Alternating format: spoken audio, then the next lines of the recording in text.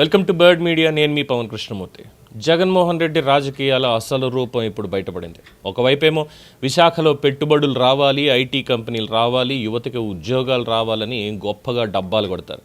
కానీ అదే పెట్టుబడులు నిజంగా రాష్ట్రానికి రావడానికి ముందుకొస్తే వాటిని అడ్డుకునే ప్రయత్నం కూడా జగన్మోహన్ రెడ్డి అండ్ కో చేస్తున్నారు. విశాఖలో పరిశ్రమలకు ఇచ్చిన భూములు రద్దు చేయాలని కోరుతూ మద్దిళ్ల గురుమూర్తి మన తిరుపతి ఎంపీ గారు వేసినటువంటి పిటిషన్ మీద ఆంధ్రప్రదేశ్ హైకోర్టు వారు డైరెక్ట్గా చీవాట్లు పెట్టారు. హైకోర్టు అడిగిన ప్రశ్న ఒక్కటే, ప్రోత్సాహకాలు ఇవ్వకపోతే పెట్టుబడులు పెట్టడానికి ఎవరు వస్తారు? ప్రపంచ దేశాలు పోటీ పడుతున్నాయి, పక్క రాష్ట్రాలు పోటీలు పడుతున్నాయి, కంపెనీలను ఆకర్షించడానికి ప్రభుత్వాలు ప్రోత్సాహకాలు ఇస్తున్నాయి. కానీ ఇక్కడ మాత్రం పరిశ్రమలకి భూములు ఇవ్వొద్దు అని కోర్టుకు వెళ్ళడం ఏ రాజకీయమని హైకోర్టు ప్రశ్నించింది. పోటీ ప్రపంచంలో మార్కెట్ ధరకి భూములు ఇస్తామని చెప్తుంటే కంపెనీలు దండం పెట్టి వెళ్ళిపోతాయని కూడా హైకోర్టు స్పష్టం చేసింది. అంటే పెట్టుబడులు రావాలి అంటే ప్రభుత్వాలు ప్రత్యేకమైనటువంటి విధానాలు తీసుకురావాలి అని హైకోర్టే చెప్పాల్సినటువంటి పరిస్థితి వచ్చింది. ఇది జగన్మోహన్ రెడ్డి చేసేటువంటి రాజకీయాల అసలు స్వరూపం. ఒకవైపేమో అభివృద్ధి పేరుతోటి కొండలను తవ్వి ప్యాలెస్లు కట్టుకుంటారు, అభివృద్ధి అని చెప్తారు. విశాఖలో రుషికొండ ప్యాలెస్ ఉందిగా, దేశవ్యాప్తంగా విమర్శలకు గురవుతుంది. ఎప్పటికీ ప్రభుత్వం దాన్ని ఏం చెయ్యాలి అనేటువంటి ఆలోచనలోనే ఉంది తప్ప ఏం చేయలేకపోతున్నారు. కొండను దవ్వేసి సముద్ర తీరాన్ని నాశనం చేసేసి నిబంధనలన్నీ పక్కన పెట్టి కేవలం ముఖ్యమంత్రి కుటుంబం ఉండడం కోసం అని చెప్పి నివాసయోగంగా దాన్ని కట్టించుకున్నారు. అప్పుడు పర్యావరణం గుర్తులేదు, నిబంధనలు గుర్తులేదు, ప్రజల డబ్బుల గురించి కూడా ఆలోచన లేదు. కానీ ఇప్పుడు గూగుల్ లాంటి కంపెనీ ఏఐ హబ్ పెడతామని వస్తే వాళ్ళకి భూములు ఇస్తే మాత్రం ఇది అక్రమం, ఇలా ఎలా ఇస్తారు అసలు? పైగా దానికి ఇంకోటి చెప్తారు ఏంటి, ఓపెన్ ఆక్షన్ అనేది లేకుండా, టెండర్ అనేది లేకుండా టెండర్లో వచ్చి వేలంపాట్లో పాడుకోవాలట భూములు కావాలంటే. అంటే అక్కడ గూగుల్ వస్తుందా, గూగుల్తో పాటు 10 కంపెనీలు వచ్చి ఈ పర్టికులర్ ఏరియాలో మాకు కావాల్సిందే మేమే తీసుకోవాలని చెప్పి ఏమైనా పెట్టుకున్నారా? ఓపెన్ ఆక్షన్ లేదుట. వీటిని అభివృద్ధి రాజకీయాలు అనాలా? అభివృద్ధి అడ్డుకునే రాజకీయాలా? విశాఖపట్నంలో గతంలో జరిగినటువంటి సంఘటనలు ఏమైనా మర్చిపోయావా? లేదే. మాజీ ఎంపీ గారి కుటుంబానికి చెందిన వాళ్ళని కిడ్నాప్ చేశారు. అప్పుడు ఏమైపోయింది? ఎంపీనే డైరెక్ట్గా ఎంపీకి సంబంధించినటువంటి వాళ్ళని కిడ్నాప్ చేశారు మన ప్రభుత్వంలోనే. అప్పుడేమైపోయింది?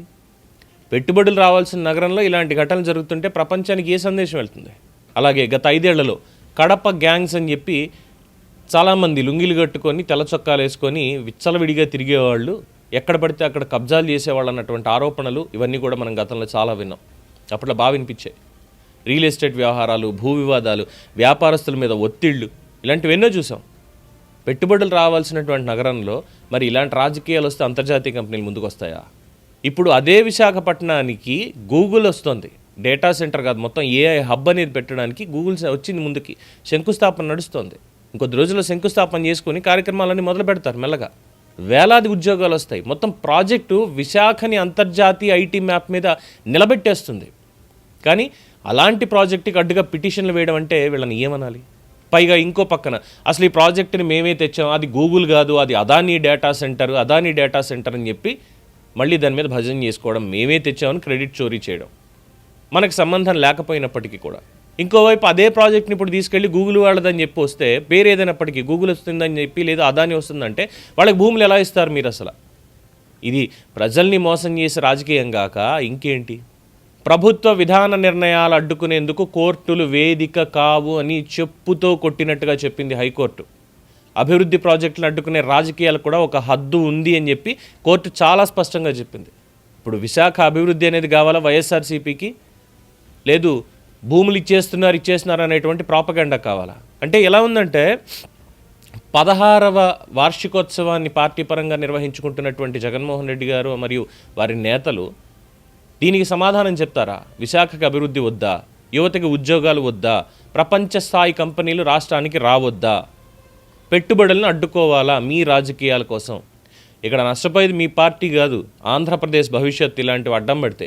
అఫ్కోర్స్ కోర్టు చాలా చక్కటి చీవాట్లు పెట్టింది. అయితే ఇక్కడ మద్దేళ్ల గురుమూర్తి గారితోటే మరి ఎందుకు వేయించారు ఈ పిటిషన్ అనేటువంటిది? ఎందుకంటే ఢిల్లీ స్థాయిలో ఇప్పుడు పాప ఎంపీ గారిది పరువు పోయినట్టే. మొత్తం అందరూ కూడా ఈ కోర్టు తీర్పు అనేది చూస్తారు. చూసి చాలా స్పష్టంగా చెప్తారు, ఏమయ్యా ఎంపీ ఏంటది, కంపెనీలు వస్తుంటే భూములు ఇస్తున్నారని నువ్వు వెళ్తావా? ఇదా నువ్వు చెప్పేది? రేపొద్దున మీ తిరుపతిలోనే కంపెనీలు వస్తాయి, అప్పుడు కూడా భూములు ఇస్తుంది ప్రభుత్వం, అప్పుడు కూడా ఇలాగే వేస్తావా పిటిషన్లు అని అడుగుతారు. ఏం చెప్తారు మధ్యలో గురుమూర్తి గారు? అప్పుడు ఏమీ లేదు. విశాఖపట్నాన్ని 5 ఏళ్ల పాటు ఏ విధంగా చేశారు అనేది అందరూ చూసాం. ఇప్పుడు సరికొత్తగా ప్రతి దాంట్లోనూ భూములు ఇచ్చేస్తున్నారంటూ ఒక గ్యాంగ్ అంతా రెడీ అయింది. వైఎస్ఆర్సీపీతో కలిపి ఇంకా కొంతమంది రెడీ అయ్యారు. లోకేష్కి ఏముంది అసలు ఇవ్వడానికి, ఏం అధికారం ఉంది ఇవ్వడానికి అని. గూగుల్తో ఏమన్నా తెలుగుదేశం పార్టీ టైఅప్ పెట్టుకుందా? ఇదేమన్నా క్విడ్ ప్రోకోనా?